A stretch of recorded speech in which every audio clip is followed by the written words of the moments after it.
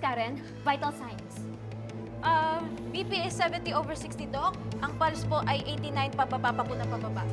Eh, kailangan matagal na agad natin yung bala sa ulo niya. Eh, vital signs pa naman siya. Tsaka, siguro naman hindi natamaan yung eloquent areas, di ba? Katulad ng brainstem, yung cerebral arteries niya, tsaka yung venous sinuses niya. Kaya, bilisan na natin! Ano nangyari dito? Annalyn, ano nangyari sa'yo?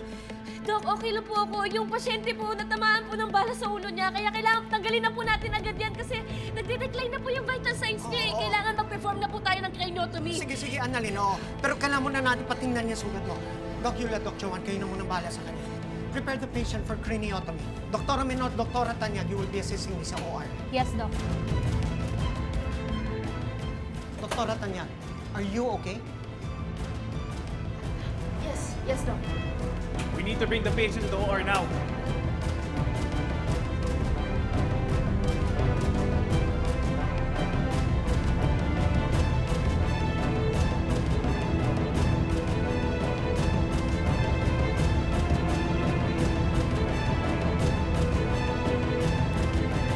Isa ang patay at 3 ang sugatan sa isang shootout na naganap sa isang restaurant sa Quezon City. Nasugatan sa nasabing shootout ang kilalang young genius of the Philippines na si Doktora Annalyn Santos, ang star witness sa kaso ni Moira Tanyag na si Omar Dacanay at ang police escort nito. Ayon sa aming source, dinala sa Apex Medical Center ang mga biktima. Napag-alaman na bagamat nagtamo ng sugat ay ligtas si Doktora Annalyn Santos at habang si Omar Dacanay ay kasalukuyang ooperahan. Maraming haka-haka na konektado ang nasabing insidente sa kaso ni Moira Tanyag, lalo na't konektado kay Tanyag ang mga biktima. Ana Ruiz, nag-uulat. Hello? Hello, Zoe. Mami mo to. Ma'am, paano ka nakatawag? Kaninong number to? Hindi na importante yan. Ang mahalaga, ang susunod na mga sasabihin ko sa'yo. Alam kong nasa Apex si Dax at ooperahan siya. Ako nagpautos na patumbahin siya.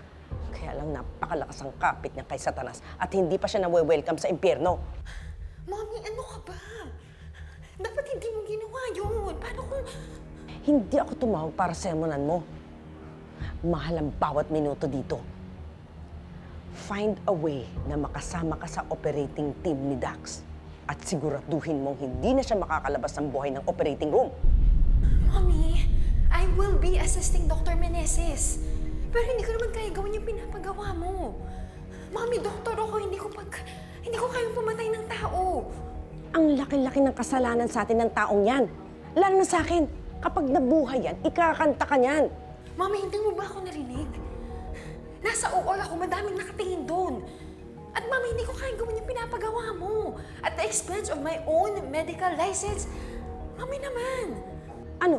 Mas gustuhin mong mabuhay siya at tuluyan na ako makulong? Yung ba gusto mo? Mami, hindi naman sa ganun. Pero...